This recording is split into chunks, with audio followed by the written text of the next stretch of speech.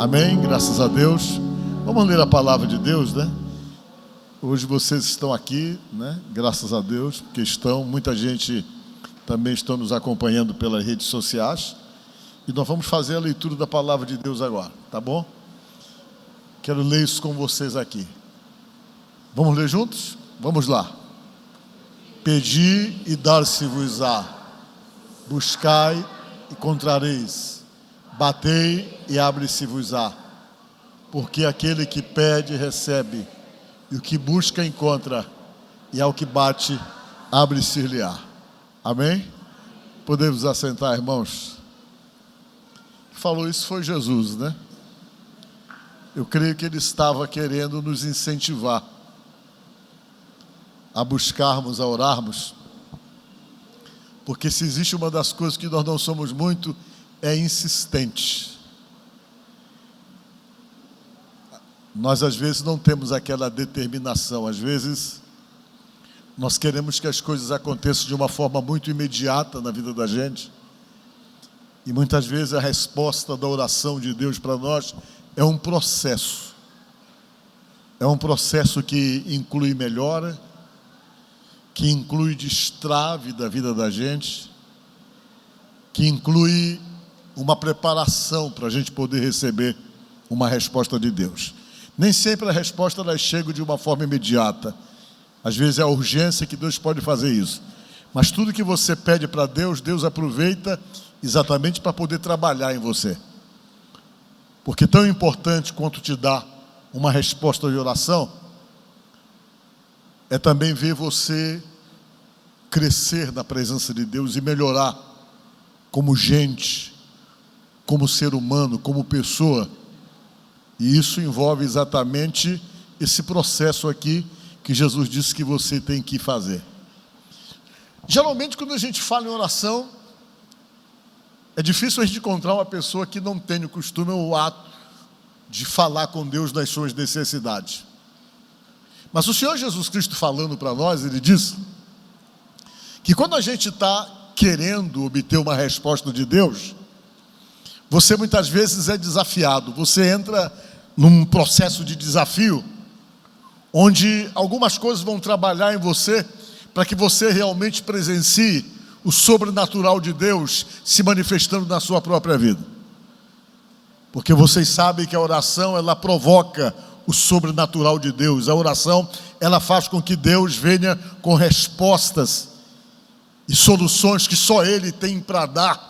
Por isso que nós costumamos orar, porque nós entendemos exatamente isso, que existem respostas que nós não temos para nós mesmos, mas que Deus tem, e nós nos apegamos a isso, e por isso nós usamos o expediente da oração, que foi exatamente ensinado pelo próprio Jesus, ensinado pela própria palavra de Deus. E quando Ele falou para você orar, para você buscar, Ele disse: olha, a primeira coisa que você faz é pedir. Você pede. Mas dentro desse pedido tem outros desafios, você tem que buscar também. Aí você para, mas o que é buscar dentro desse contexto de oração, que Jesus vem e acaba pontuando algumas coisas para tentar nos mostrar como é que funciona o processo de uma resposta para nós, para a nossa vida, com respeito exatamente àquilo que nós estamos buscando. Eu fui atrás de uma explicação melhor do que é buscar, e a resposta de buscar é exatamente isso aqui, que eu peguei lá do dicionário. Buscar é o quê? É procurar, descobrir, procurar, examinar, investigar, diligenciar, ser criterioso, idear, imaginar, revistar, granjar e dirigir-se para. A busca é exatamente isso, é quando você entra no processo de oração, que você começa a pedir, aí você percebe que tudo isso não fica só no pedir, fica na sua necessidade de se aprofundar, de procurar conhecer como é o agir de Deus na sua própria vida e a maneira como Deus vai te dar resposta, e você então praticamente se entrega todo naquela busca, exatamente querendo obter essa resposta de Deus, e tudo isso faz parte de todo esse processo, que é a sua atitude, as suas ações para poder obter resposta. Jesus disse para você buscar E depois ele diz para você bater, para você chamar a atenção, para você ser insistente. Se você quer resposta de oração, além de pedir, além do processo de buscar, você tem que chamar a atenção, você tem que bater exatamente na porta da bênção, que é o próprio Jesus, e dizer: Senhor, eu estou necessitado, e começou a falar, começar simplesmente a verbalizar a sua necessidade, que isso é um processo que está dentro dessa luta, que você entra em busca da resposta de oração. E você vai vendo dentro da palavra de Deus que isso é muito ensinado. Jesus, ele nos garante que a oração funciona e que ela gera resposta. Mas para que isso aconteça, você não pode desistir, você tem que buscar, você tem que ser criterioso, tem que ir atrás, tem que se aproximar mais de Deus, tem que bater para que o Senhor realmente possa te atender. E quando você faz isso, a Bíblia diz que tudo é possível. Essa busca traz respostas, essa busca traz benefício, porque a própria palavra diz lá em Marcos 9:23 que tudo é possível para aquele que crê. Quando você crê, que você busca, Deus vai proporcionar essa resposta na medida em que você de fato vai em busca daquilo e acredita e quer como resposta para você. Mas a palavra diz que não é somente bater e buscar e pedir. Você tem que entrar no processo confiando. Diga graças a Deus. Confiando. Vamos ver alguns versos que falam os versos seguintes. Leiam comigo, vamos lá. Portanto, eu lhes digo que tudo que vocês pedirem em oração, creia que já o receberam, e assim lhe sucederá. A palavra está dizendo para você ficar confiante, e quando você pede alguma coisa, para você ficar exatamente naquele processo de acreditar que recebeu, mesmo que não tenha acontecido nada, mesmo que não tenha se desenhado nada ainda, aquilo já se gerou no teu coração, e já é uma providência de Deus que você tem que acreditar. Mas o que é que a gente pode explicar sobre esse acreditar dentro de um processo de coisas que ainda não se revelaram, mas que você acredita que vai acontecer com você? Isso se chama fé. Exemplo: um dia o Senhor Jesus Cristo ia em uma estrada, e quando ele ia por aquela estrada, apareceram 10 homens leprosos e viram Jesus. Quando eles olharam Jesus, eles sabiam quem era Jesus. Jesus era muito famoso. E eles viram Jesus, aproveitaram a oportunidade para pedir alguma coisa. Naquela época, as pessoas que eram portadores desse tipo de enfermidades, eles eram muito massacrados, muito maltratados. Eles eram obrigados a se separar das famílias, eles rompiam o relacionamento com a família. Além de romper o relacionamento com a família, eles perdiam a liberdade, a oportunidade de entrar no templo para qualquer tipo de celebração. E além de ter todo esse tipo de sofrimento sobre si, eles ainda eram obrigados a morar muito longe da cidade, muito fora da cidade. Eles, quando andavam na rua, geralmente eles eram identificados por uma capa preta que eles usavam. E eles, quando andavam, que precisavam vir na cidade, eles tinham que constantemente estar gritando: imundo! Eles gritavam: imundo! Eles gritavam: imundo! Imundo! Eles gritavam. Gritavam assim para poder chamar a atenção das pessoas, que ali estava uma pessoa portadora de uma doença que era altamente reprovável pela lei cerimonial judaica. Eles gritavam assim porque as pessoas tinham que manter distância, e o padrão da distância era 100 metros. Uma pessoa que tinha tal doença, ninguém podia se aproximar dele mais do que 100 metros. essa distância era padrão. Ninguém podia tocar nas pessoas que portavam esse tipo de doença. Porque a lei cerimonial judaica dizia que a pessoa que tocasse, a pessoa ficava imundo, impuro. Ele não podia ir para o templo. Você para, mas era uma lei dura, se era uma lei dura para poder evitar a contaminação. As leis cerimoniais judaicas, quase todas elas, eram leis de saúde pública. Eram umas leis de saúde pública que estabeleciam esse distanciamento para que não houvesse contaminação e estabelecia também critérios com respeito ao que as pessoas deviam comer. Naquela época não podiam comer determinadas comidas. Uma das comidas que o judeu não comia de jeito nenhum era porco. Por que Deus proibiu o porco? Porque Deus sabia que o porco tinha um alto poder de contaminação. Não era o porco que você come hoje. Os porcos que as pessoas comiam eram muito cheios de verminoses. E as pessoas corriam o risco de pegar aqueles vermes que dá no cérebro, que vocês sabem bem quais são. Hoje você come sem medo, né? Mas para você comer um porco sem medo, vou até fazer propaganda, tem que ser da Agrolusa, que é separado, criado lá separadamente e que tem uma série de critérios para você, até porque quando você vai lá, você tem que colocar uma bota, se lavar todinho para poder entrar no lugar onde eles são criados, para não haver contaminação nos animais. Mas naquela época não. Hoje você sabe que o porco tem que ser muito bem assado, você não pode comer a carne crua. Mas naquela época ninguém sabia, só Deus sabia. E como Deus sabia, Deus chegou e disse: ó, não comam, faz mal. Hoje você pode comer. Mas naquela época, simplesmente era proibido. Como era proibido uma série de coisas, tudo relacionado com saúde pública, que Deus já conhecia. Você vai ler na Bíblia, você vê cada coisa que você diz e percebe como Deus andava na frente. Deus era preocupado até com a ecologia. Deus dizia: se você for pegar os ovos do pássaro, você pega um e deixa o outro. Não mate a mãe, Deus falava. Está lá na Bíblia, Deus dizia.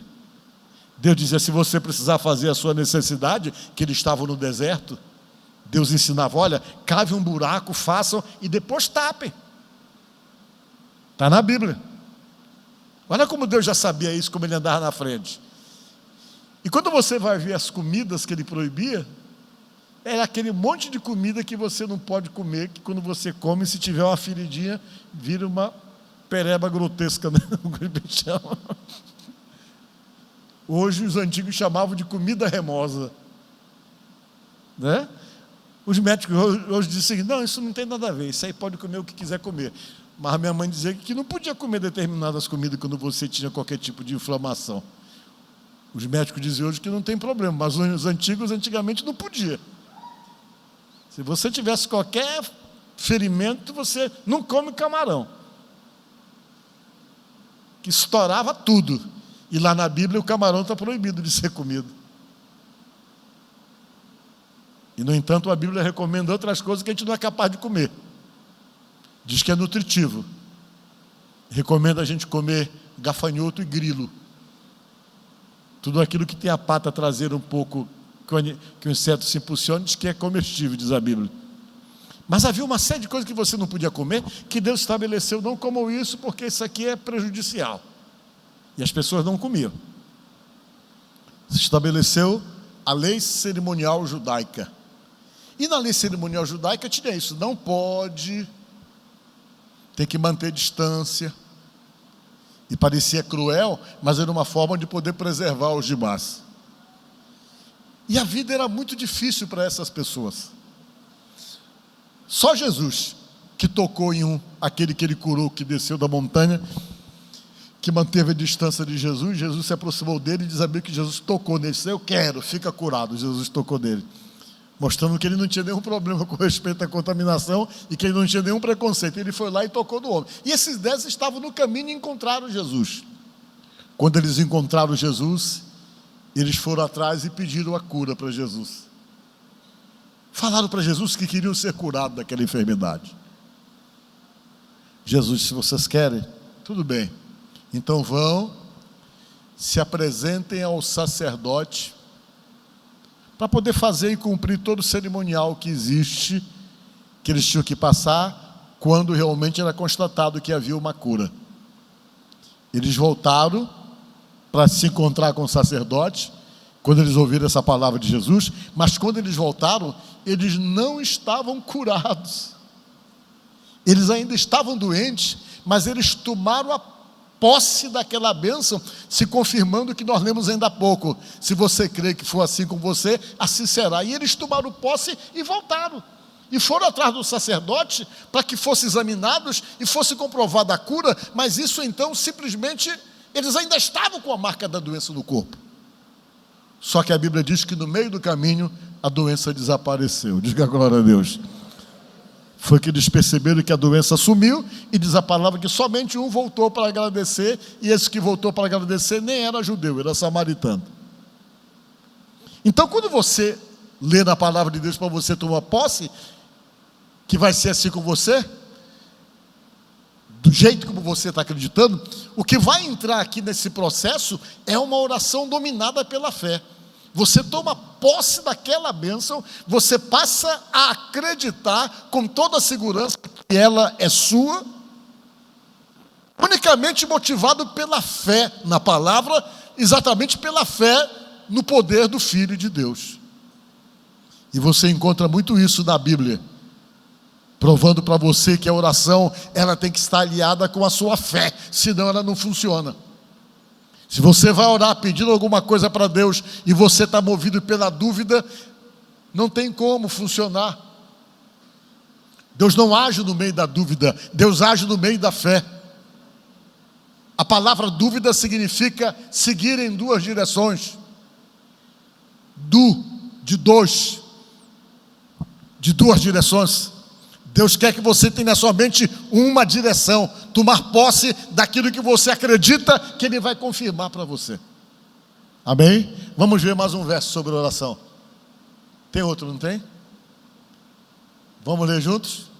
E tudo que pedirdes em oração, se crerem, vocês vão receber.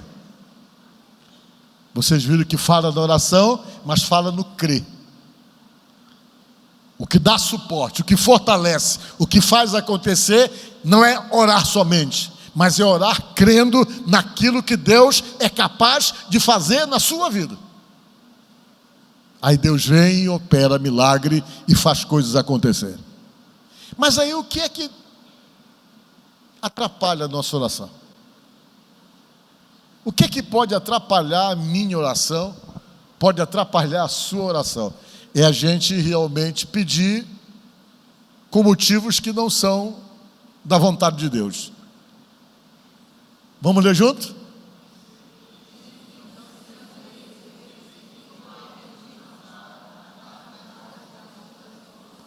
Às vezes a pessoa pede coisas que Deus não vai atender.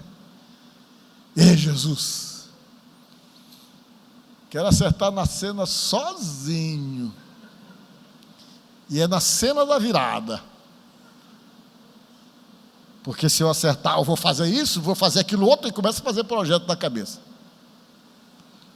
Mas na verdade, o verdadeiro motivo para querer isso aí, às vezes são os deleites. Fazer um monte de coisa que o dinheiro proporciona. E fica claro dentro da palavra de Deus que todo pedido que não seja nobre, todo pedido que não atende de fato uma necessidade eminente, alguma coisa que seja extremamente necessário para a sua vida, é o tipo do pedido que você vai fazer e que Deus não vai atender. Se você chegar aqui por conta de ter problema lá na sua casa, da sua família, e a Bíblia diz que tudo aquilo que pedir de oração, crendo recebereis, e você chega aqui, está tendo um problemão com a sua sogra, e chega, Senhor, mata minha sogra, Deus não vai atender. Quer pedir mal. Vocês estão entendendo o que é pedir mal? São os tipos de pedidos que Deus não atende. Uma vez aconteceu um caso comigo que foi um caso que eu não sei nem se eu posso falar aqui, mas eu vou falar.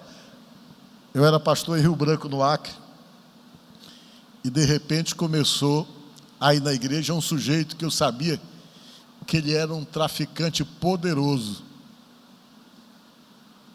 E ele vinha na igreja, sentava no último banco, ficava lá sentado olhando o culto. Quando um dia ele chegou com o pastor Paulo, boa noite, boa noite. Eu posso dar o meu dízimo? Eu digo, não. Não dê não, falei para ele. Porque eu não sei se ele queria dar o dízimo do tráfico, achando que Deus ia aumentar a venda da cocaína dele, eu não sei. Eu não sei o que passou pela cabeça dele. Eu disse, meu irmão, olha, tem coisas que não tem resposta de Deus. Tem coisas que a promessa vai além daquilo que não é moral, daquilo que não é dentro do critério de Deus. Então tem muita coisa que você pode fazer e você pode não obter resposta porque não é moral. Vocês estão entendendo? Aí você faz um pedido, mas dentro da visão de Deus, esse pedido é mal, você está pedindo mal, um pedido que a Bíblia diz que não tem resposta quando há algum interesse muito voltado para desfrutar de alguma coisa em algum sentido que Deus percebe. Aí a oração não funciona para determinadas coisas. Deus não dá resposta. Ainda que Ele tenha dito que tudo aquilo que pedir de oração, crendo recebereis, tem coisa que não dá para Ele dar resposta. Até porque a vontade dEle, em todos os pedidos que você tem, ou que você faz, a vontade dEle sempre é soberana. A Ele compete o direito de dizer que quer atender ou não, de repente de razões que somente Ele tem, que no primeiro momento você não entende, mas que você acaba entendendo depois.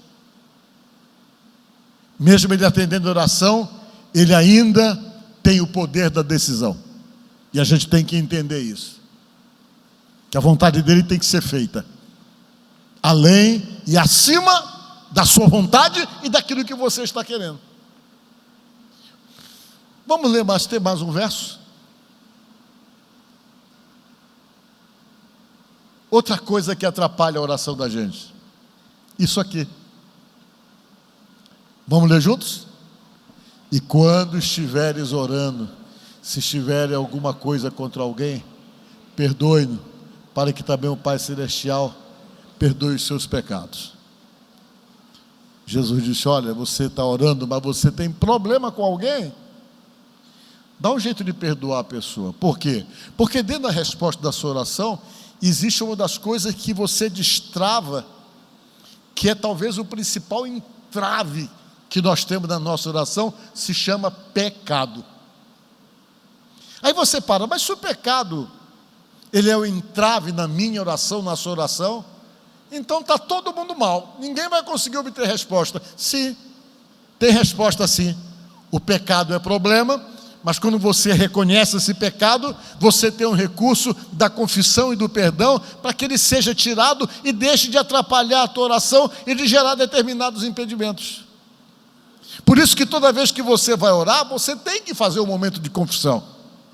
Quando eu começo esse culto aqui, eu faço todo mundo confessar os seus pecados. Por quê? Porque eu sei que nós somos pecadores, que a gente comete erros. E a primeira coisa que a gente tem que fazer é destravar a vida da gente. Aquilo que é pecado você tem que confessar, porque a única coisa que faz o pecado ser esquecido, ou ser apagado, ou ser tirado como entrave da nossa vida, é a confissão. Só tem um detalhe: ainda que você confesse, você de repente pode não ter o pecado perdoado, se você não estiver dentro desse critério estabelecido por Jesus, que você tem que perdoar para poder ser perdoado. Porque se tem alguém que deve a você, alguém que você guarda um ressentimento, uma mágoa, e você não perdoa essa pessoa, na hora que você pedir perdão para Deus, Deus não vai te perdoar, aí pronto, já criou um entrave na tua oração. Deus não vai perdoar porque Ele vai olhar para você e vai dizer, tu quer meu perdão, mas você não perdoou aquela pessoa. E Jesus deixou claro na oração do Pai Nosso: perdoai as nossas dívidas, assim como nós perdoamos os nossos devedores, mostrando para você e para mim que o perdão de Deus, ele é condicional, e a condição é essa, que Ele só te dá perdão se você realmente aprender a perdoar. Diga glória a Deus. Se você não perdoa, aí você vai ter que esperar até sarar o coração para perdoar, para destravar, para orar, para que Deus possa dar uma resposta para você. Aí você fica orando, mas não sei porquê, Deus não atende. alguma coisa está impedindo. Os critérios estabelecidos por Ele, de repente você não está conseguindo cumprir, por mágoa, por ressentimento, por ter raiva de uma pessoa, por desprezar alguém, por resistir a alguém, por olhar a pessoa realmente com desprezo, e uma série de coisas que possa demonstrar que você tenha algo contra alguém. Tudo isso vai gerar os entraves, vai gerar o impedimento, e você vai se cansar orando, e Deus vai ficar o quê? Na expectativa e na espera que você resolva isso. Enquanto você não resolver, não espere resposta de oração. Perdoar. Jesus disse: olha, se você estiver orando, vai lá resolver o teu problema com aquela pessoa que você tem. Perdoa ela, para que eu possa te perdoar também, consequentemente, você não esteja impedido de obter resposta pela falta do meu perdão, que eu não posso dar para você, pelo fato de você não estar perdoando aqueles a quem você deve perdoar. Perdão. Você que está aqui nesta noite, saiba que a falta de perdoar alguém faz mais mal para você do que para a própria pessoa. Essa pessoa que você não perdoa vai continuar tocando a vida dele, ou ela vai continuar tocando a vida dela, mas você vai estar preso diante de Deus e travado, se permitindo impedimentos, porque é você que tem que liberar o perdão. É você que tem que liberar o perdão. Você está me entendendo? Às vezes é necessário pedir perdão para alguém. Alguém com quem nós fomos injustos, alguém com quem nós agimos de maneira incorreta, algo de uma convivência no relacionamento que deixou lá um impedimento, um sentimento ruim. Você tem que se livrar disso. Enquanto você não se livra disso, você não libera a sua alma, você não se libera para Deus. Está mais do que comprovado que as doenças, muitas delas são causadas por mágoas, por ressentimento, por ódio, por raiva, pela incapacidade de perdoar. Existe um monte de doenças que hoje a medicina realmente diz que elas existem por conta exatamente desse tipo de sentimento ruim. Então é necessário que a gente libere a vida da gente. O que passou, passou. Deus tem coisas novas, diga glória a Deus, e você tem que acreditar nisso. Não guarde mágoa, não guarde ressentimento. E o Senhor Jesus Cristo disse: olha, se você está orando e tem problema com alguém, vai te resolver com a pessoa, para que eu possa liberar você para a bênção que você está pedindo, para a graça que você quer alcançar. Vai lá se acertar para eu poder liberar você, senão Ele não libera. É a palavra que diz isso. Amém? Quando eu cheguei aqui em São Luís, em 1993, tinha uma coisa que eu não entendia. Olha como são essas coisas.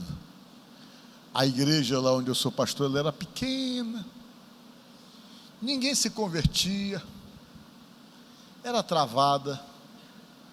Uma igreja tão pequena que não tinha condições nem de manter um pastor titular na igreja. O pastor, para ser pastor lá naquela igreja ali, ele tinha que trabalhar materialmente para poder sobreviver do seu trabalho, mas ele não conseguia viver do ministério, porque a igreja não tinha condições de poder dar um salário digno para pastor.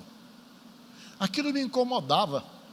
Eu dizia: meu Deus, tem alguma coisa errada com isso, tem alguma coisa que não está certa aqui. Eu tenho que descobrir. Como é que uma igreja não acontece nada? A coisa trava. Igreja pequena, uma situação de carência total. Muito pequena. Não dava para se manter o trabalho. E eu ficava, a igreja já tinha 20 anos. E estava ali naquele entravezinho, digo: meu Deus, tem alguma coisa que precisa se resolver aqui. Eu vou descobrir. E fiquei lutando com Deus em oração. Um dia Deus me deu a resposta. Tinha um pastor que já faleceu, que foi o fundador dessa igreja aqui. Ele abriu a igreja, começou o trabalho da igreja, dava muita gente. Mas aí aconteceu que ele acabou se separando. E naquela época, quando o pastor se separava, a igreja tirava ele do ministério, a nossa igreja tirava, ele não podia. A gente não aceitava pastor no segundo relacionamento. A igreja era assim, desse jeito. Isso a gente teve que trabalhar muito para poder mudar o estatuto, porque a Bíblia diz que há determinados casos que você pode dar carta de divórcio. Vocês estão entendendo? E mesmo que houvesse aqueles cargos, aquelas situações legalizadas pelo que o próprio Jesus falou, a igreja ainda assim não aceitava. O sujeito separou, era tirado do ministério da igreja. E isso tinha que mudar no estatuto, até que depois de muito lutar, a gente conseguiu, numa convenção, mudar o estatuto, botando alguns critérios, dependendo da situação que a gente poderia receber, aceitar o divórcio. E foi uma luta para conseguir sair, porque a nossa igreja ela tem pastores e tem pastoras. As pastoras voltavam tudo contra. Aí a gente nunca conseguia. Até que um dia, depois de quase um dia intenso de debate, né, a gente foi para a votação, conseguiu mudar algumas coisinhas no estatuto. E esse pastor saiu da igreja. Mas quando ele saiu, veio um pastor que ficou no lugar dele. E esse pastor, que também já faleceu, ficou no lugar dele, tinha muito ciúme do outro pastor que tinha saído. Vocês imaginam como é o ser humano difícil, né? Você vê que pode ser pastor, pode ser o que for, tem suas falhas, tem seus defeitos. Isso que a gente não pode endeusar ninguém, achar que existe alguém perfeitinho, não tem. Todos nós somos carentes da graça e da misericórdia de Deus, sabe? Vocês estão entendendo? Quando você vê essas pessoas que é muito metido a santo. Mentira, isso aí é fachada. Isso aí é mecanismo de defesa, porque todo ser humano é igual a você, com limitações, com dificuldades e com lutas naturais. Quando alguém tenta passar para alguém que é o poderoso, que é o perfeito, que é o tal, já fica desconfiado. Porque não existe ser humano perfeito. O único perfeito que pisou aqui nessa terra se chama Jesus Cristo. Ele nunca pecou, diz a palavra de Deus. Mas o restante, todos pecaram. Uns a gente até conhece o pecado. O Pedro fez um monte de besteira, até arrancou a orelha do pobre do coitado lá. O Paulo fez maluquice também. Mas então, que prova que a gente é carente disso. Todos pecaram, diz a Bíblia, e se tornaram carentes dessa graça de Deus que hoje nos alcança. E o pastor tinha ciúme do outro, e um dia ele teve uma ideia maligna. Sabe o que ele fez? Ele chamou alguns irmãos da igreja. Olha, eu vou chamar o pastor fulano para pregar aqui. Quando o pastor fulano vier pregar, tu fulano apaga a energia, apaga as luzes, e fulano mais beltrano, traz ovo e traz tomate e joga nele, tá? Olha isso aqui, uma coisa dessa. E ele convidou o pastor para ir pregar lá. Quando o pastor foi lá pregar, o que era ciumento, ficou caladinho, apagou as luzes. Quando apagou as luzes, que de repente já tinha todo mundo preparado, aqueles que vão por cabeça de pastor, que não podem. Eu sou pastor de você, mas se eu mandar você fazer uma coisa que está fora da palavra de Deus, não aceite fazer. E ainda deu uma bronca em mim. O senhor está errado, porque eu sei que eu vou estar errado. A gente não pode ficar manipulando a cabeça das pessoas. E tem gente que se deixa manipular com mentiras e com coisas que não são relevantes dentro da palavra de Deus. Essas coisas são tão perigosas que a gente tem um conhecimento de um fato que se deu em 1976, que uma multidão se suicidou lá nas Guianas por conta de um pastor maluco americano chamado Jim Jones, que levou todo mundo para lá, e quando os senadores americanos chegaram lá, estava aquela multidão morta porque o camarada deu veneno para todo mundo. Que loucura é essa? O que deve orientar você é a palavra de Deus, amém? Se não está na palavra, pula fora. Nada está acima da palavra de Deus, nem pastor. A Bíblia diz que ainda que alguém chegue com você e fale que viu anjos, diz a Bíblia, que ainda que tenha visto anjos para tentar te seduzir ou te levar para alguma direção que seja fora da palavra, a Bíblia diz para você pular fora, não vai junto, porque a palavra do pastor não está acima da palavra de Deus. Amém? Que fique claro isso. Está procurando esse texto aí que fala? Ainda que eu tenha filho, eles vão achar. Pois bem, aí o pastor entrou na igreja, convidado, quando ele está lá, parece que ainda foi de terno branco. Já estava tudo orquestrado. Apagaram a luz, aí jogaram o ovo, o tomate nele, aí acenderam a luz, e o pastor que fez isso estava querendo dizer: olha, eu estou aqui, mas o pessoal não gosta mais de ti aqui, não gosta de mim. Era isso. Criancice, meninice. E eu fiquei sabendo dessa história. Quando eu fiquei sabendo dessa história, eu digo: meu Deus, isso é totalmente errado. Eu fui atrás do pastor que tinha sido vítima. Consegui descobrir cada pessoa que tinha sido envolvido nisso. Eram muitos meninos, muitos adolescentes, que hoje já eram homens, que já eram até pastores. Eu fui, soube da história, fui atrás de um por um. E eles me confirmaram: não, era adolescente, era menino, o pastor falou para fazer isso, eu fiz. Foi, tudo errado. Eu peguei, fui, chamei o pastor, cheguei com ele: o senhor vai pregar lá na igreja? Ele falou, olhou para mim, eu disse: não vai ter tomate, nem vai ter ovo não para rogar no senhor. Eu falei para ele, ele já ficou cabreiro, né? Eu quero que o senhor vá lá num culto. Eu reuni todo mundo daquela época, não era muita gente. Quando eu reuni essas pessoas que chegaram lá, que ele foi pregar, todo mundo já estava sabendo, as pessoas se levantaram e pediram perdão para ele: o senhor me perdoa? E todo mundo levantou para pedir perdão.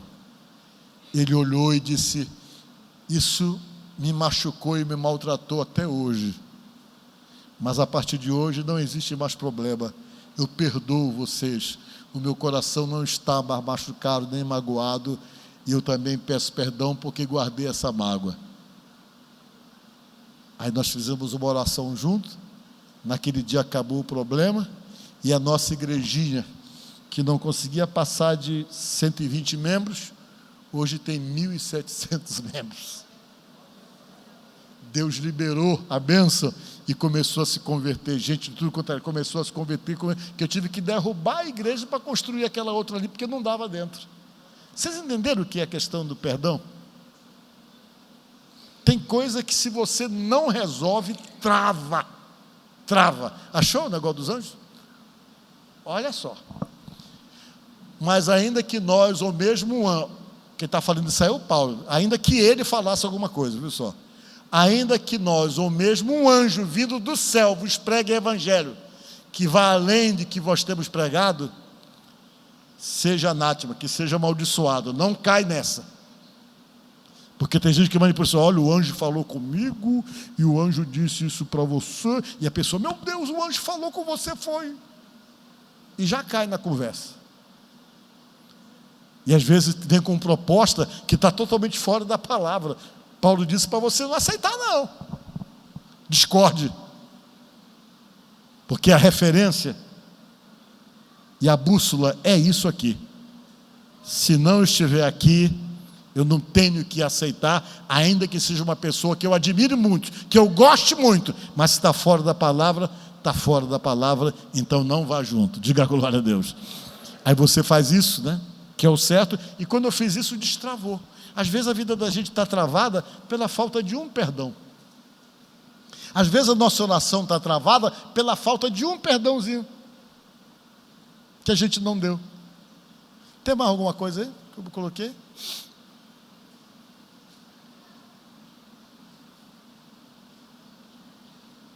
Timóteo dizia, Paulo falou para Timóteo: quero, pois, que os homens orem em todo lugar, levantando mãos santas e sem ira, nem contenda. Diga glória a Deus. Você não pode estar de briga, de contenda, de confusão. Essa era a prática das pessoas. Antigamente as pessoas oravam assim, de mão levantada. Eu estava lendo que a prática de orar de joelhos surgiu mesmo no século XIII, no século XVI. Parece que começou isso em Portugal. Mas antigamente as pessoas não olhavam de joelho. Geralmente era levantando mãos santas. é com as mãos levantadas. Essa era a prática de oração. Mas a Bíblia tem uma recomendação também que fala, né, que diante de Jesus todo joelho se dobrará. Porque naquela época era uma forma de reconhecer que Jesus Cristo era o rei, porque as pessoas se ajoelhavam diante dos reis. E quando a Bíblia diz que diante de Jesus todo joelho se dobrará, significava que as pessoas iam ter que reconhecê-lo como rei, porque essa era a prática que as pessoas tinham, se ajoelhar diante do rei. Mas geralmente o cristão ele orava com a mão levantada, com mãos santas, para Deus. E é dessa forma que os fariseus também oravam, né? Então você tem que orar sempre, sem ira, sem estar problema com ninguém, sem estar chateado com nada. Libere a sua vida, porque se você fizer assim, essa oração chega até a presença de Deus. Diga glória a Deus. Mas agora, deixa eu ver que horas tem, ver se posso continuar. Ih, está quase na hora, mas eu vou só um minutinho aqui. Agora, vejam bem uma coisa, ainda falando sobre oração. Como é que a gente tem que orar? Dessa forma que eu falei para vocês. E outra coisa é ser específico. Você tem que chegar para Deus, Senhor meu Deus, eu quero uma casa. Deus vai dizer, mas tem um monte de casa, como é a casa que tu quer? Qualquer uma, não é qualquer uma. Você tem que ser específico. Deus quer que você fale e seja detalhista naquilo que você quer. Vocês lembram da palavra que diz que quando Jesus foi curar o cego de Jericó, o cara era cego, todo mundo sabia que ele era cego, que ele queria enxergar, mas Jesus chegou lá com ele e perguntou, o que é que tu queres que eu te faça? Ele falou, eu quero voltar a enxergar. Jesus, então enxerga. Jesus pode dizer, eu vou fazer ele enxergar. Ele sabe, Jesus quer que você fale. Eu li um livro que para mim foi muito importante, A Quarta Dimensão do Espírito. Era do pastor que na época se chamava Po Yong-Chu. Esse pastor, ele faleceu, parece que foi no passado retrasado. Ele era o pastor da maior igreja do mundo. A igreja dele tem 1 milhão de membros. Fica na Coreia, em Seul, a igreja dele. Ele faleceu, quem é o pastor agora é o filho dele. Essa igreja dele é muito grande lá, na Coreia. Ele era budista e se converteu, se tornou pastor, tornou-se um pastor muito abençoado. E ele se converteu no período da guerra da Coreia. E ele teve uma experiência com Deus que ele aprendeu como é que se pede para Deus. Ele falou que nessa época ele era muito pobre, foi no pós-guerra, a vida era muito difícil, era muito complicada, era miserável, e ele saía pregando na maior dificuldade, mas na casa dele ele não tinha cadeira, ele não tinha uma mesa para poder preparar o sermão dele, para poder estudar, não tinha nada, ele precisava de uma bicicleta para poder evangelizar, e ele não tinha condição de comprar isso, nada disso, ele tinha nenhuma condição de comprar. Ele vinha dizer, Senhor, me dá uma bicicleta, Senhor, me dá uma mesa para eu poder sentar nela, com uma cadeira para eu poder sentar, para preparar meu... E ele orava, pedia, e Deus nunca atendia. Quando foi um dia, ele falou, Senhor, eu te peço tanto tempo, e o Senhor não me dá resposta, Espírito Santo. Aí Deus falou com ele, como é que tu pede? Tu pede errado. Tem tanto tipo de cadeira, tanto tipo de mesa, tanto tipo de bicicleta, e tu fica pedindo, me dá uma bicicleta, me dá uma mesa, me dá uma cadeira. Como é que tu quer essa bicicleta? Como é que tu quer essa cadeira? Como é que tu quer essa mesa? Especifica. Aí Deus disse, ele pegou, aprendeu com Deus, disse, Senhor, eu quero uma cadeira que seja uma cadeira japonesa, quero uma mesa de madeira não sei do que lá, e quero uma bicicleta inglesa. Aí ele especificou para Deus. Quando ele especificou para Deus, um dia um pastor americano estava voltando para os Estados Unidos, chegou com ele, pô, olha, eu quero te dar aqui um negócio que eu tenho lá, que eu estou indo embora. Eu tenho lá uma cadeira, uma mesa e uma bicicleta que eu quero passar para você, já que eu estou indo embora para os Estados Unidos. Aí ele conta na experiência dele que ele foi lá, quando ele foi ver, o pastor estava dando para ele uma cadeira japonesa, uma mesa de madeira das Filipinas e uma bicicleta inglesa. Diga glória a Deus. Ele pegou, diz no livro dele, que ele aprendeu que para Deus você tem que ser específico nas suas orações. Tem coisa que Deus sabe, mas Ele quer que você fale. Quando ele foi curar aquele homem que estava lá na beira do tanque de Betesda, Jesus perguntou para ele se ele queria ser curado. Claro que ele queria, todo mundo que estava ali queria ser curado. Só quem estava ali era doente, mas Jesus perguntou: homem, tu queres ser curado? Jesus falou para ele. Ele falou: eu quero, mas eu tenho uns problemas aqui, que sempre alguém desce no tanque primeiro que eu. Jesus olhou para ele: pois é, eu quero saber qual é o teu drama. Jesus precisa que você fale, que você seja específico, que você abra o coração. Diga glória a Deus. E ele conta nesse mesmo livro uma coisa interessante, que ele foi pregar numa igreja dos Estados Unidos, chegou lá, o pastor disse assim para ele: olha, pastor, eu não quero que você fique chateado, mas quando o senhor acabar de pregar, tem uma irmã que vai procurar o senhor. Todo mundo que prega aqui, ela fica chateando e vai falar com a pessoa. Essa irmã quer casar, e todo pastor que vem pregar aqui, vem falar com o pastor, pedir que ela quer casar para orar por ela. Então fique preparado para o senhor não se sentir constrangido com ela. Ele acabou de pregar, lá vem a mulher: queria falar com o senhor, pastor Po Yong Shu, perdão, quero que o senhor ore por mim. É mesmo porque que eu quero casar, e eu tenho orado há muito tempo e Deus não me mandou um marido. Ele disse: é mesmo? Sente aqui, pega um papel aí.